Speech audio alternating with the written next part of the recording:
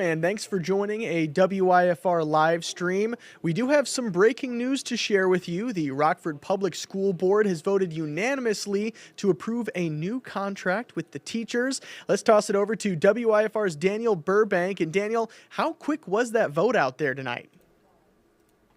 Well, I mean, overall, it was a very short meeting. Overall, I'm joined by school president, board president, Paul Carpenter. Thank you for joining us. So it was a unanimous decision, 7-0. Very brief meeting. I wanted to get your thoughts on the decision, the unanimous decision across the board. Yeah, we're excited or pleased to have reached a resolution to this contract.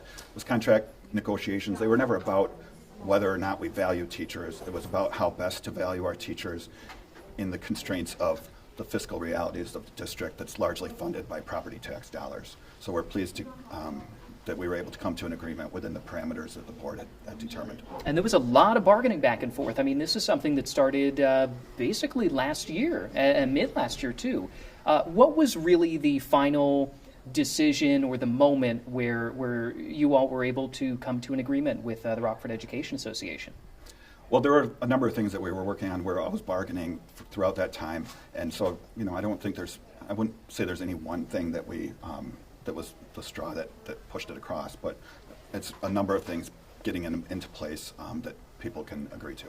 Because the president of REA, Claudia Marshall, had previously said, look, we requested 178 changes to the contract. I believe that was the number. It was over 170 of at least the most recent contract that was put forth that they ratified over the weekend. And here we are.